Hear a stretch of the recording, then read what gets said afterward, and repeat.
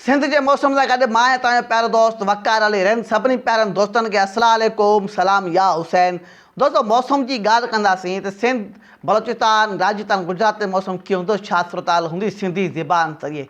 गर्मी की एक शदीद लहर भी दाख़िल थियण वारी आहे। उन खां पोइ अगरि ॻाल्हि कयूं त प्री मॉनसून भी हाणे आस्ते आस्ते जेको आहे वेझो अचे पियो, इंडिया में कुछ दाख़िल थी वियो आहे। अरबी समुंड मां भी कदम ब कदम अॻिते वधाए पियो।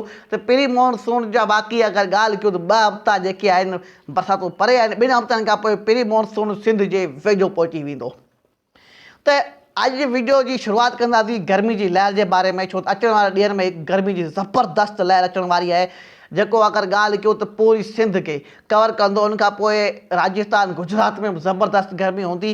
ऐं उन खां पोइ अगरि ॻाल्हि कयूं त उत्तर बलोचिस्तान सिब्बी लसबेला खुज़दार इन इलाइक़नि में बि ज़बरदस्त गर्मी हूंदी। उन खां पोइ ॾखण पंजाब जे काफ़ी इलाइक़नि में 50-51 सेंटीग्रेड ताईं गर्मी रिकॉर्ड थी सघे थी। बहरहाल अगरि ॻाल्हि कयूं सिंध जी, ज़िला जैकबाबाद, कंदकोट, घोटकी, मीरपुर माथेलो, उन खां पोइ खैरपुर, सखर, लाड़काना, दादू, नवाबशाह, नौशरो फिरोज इन इलाइक़नि में अगरि ॻाल्हि कयूं त कुझु इलाइक़नि में 50 त कुझु इलाइक़नि में 51 सेंटीग्रेड ताईं रिकॉर्ड थी सघे थो 11, 12, 13 तारीख़ ते, 11, 12, 13 जून ते। त हीअ जेका गर्मी जी लहर आहे, मतिलबु त हींअर तव्हां ॾिसो पिया उन्हनि इलाइक़नि में अॻी हवा जेका आहे ॾखण जी न आहे थींदी, हले नथी। हिन जे करे उते जेकी गर्मी तमामु घणी महसूसु थिए थी ऐं हबश वारो माहौल थिए थो। त पंहिंजो एहतियात कजो, जेतिरो थी सघे पाणी पीओ। ऐं उन खां पोइ जेके सिज जा तेज़ किरण आहिनि उन जे वक़्तनि में तव्हां ॿाहिरि न निकिरो त बहितरु आहे। अगरि निकिरो था त हिकिड़ो टुवाल हुजे, उहो तव्हांजे सिर ते हुजे ऐं उहो थोरो पुसियल हुजे। उन खां पोइ जीअं ई तव्हां अचो था घर में त तव्हां अगरि पघर खां भरियल आहियो त यकदमि जेको थधो पाणी आहे उहो न पीओ, कुझु त देरि ताईं वेही साह पटो। अगरि बसर आहे त थोरो बसर खाए पोइ थधो पाणी पीओ। जेको बसर आहे उहो तव्हांखे पहिरीं थधि ॾींदो, उन खां पोइ तव्हां पाणी पी सघो था, उन मां तव्हांखे ज़ुकाम या ॾींहुं न लॻंदो।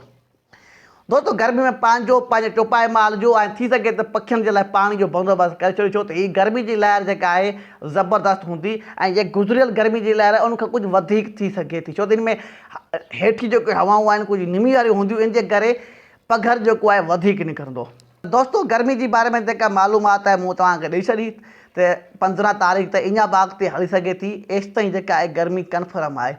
ॾखण सिंध जे काफ़ी इलाइक़नि में कराची, बद्दी, ठोटा, सजावल ऐं थरपार के कुझु इलाइक़नि में ऐं मतिलबु त टंडोआ टंडोआ जा इन्हनि इलाइक़नि में मौसम कुझु बहितरु हूंदो, छो त ॾखण जूं हवाऊं इन्हनि इलाइक़नि में हलंदियूं।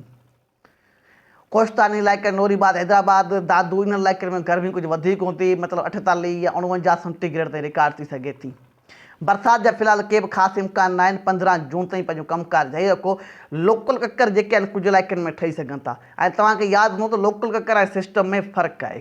त लोकल ककर जेके आहिनि कुझु इलाइक़नि में ठहनि था ऐं जल्दी ख़तमु थी वेंदा। सिस्टम जेको आहे पूरी इलाइक़े खे पूरे मतिलबु त सिंध खे कवर कनि था ऐं पूरी सिंध में बरसातूं वसाए थो सिस्टम।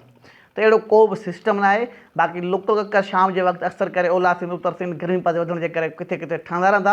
उन मां कुझु इलाइक़नि में बरसाति थींदी रहंदी त कुझु राहत मिलंदी। बाक़ी को अहिड़ो ख़ासि सिस्टम न आहे। मौसम में का बि तब्दीली थी उनजी मालूमात जल्द तव्हांखे ॾींदासीं। त महिरबानी करे असांजो जेको ही पेज आहे इनखे फॉलो कयो।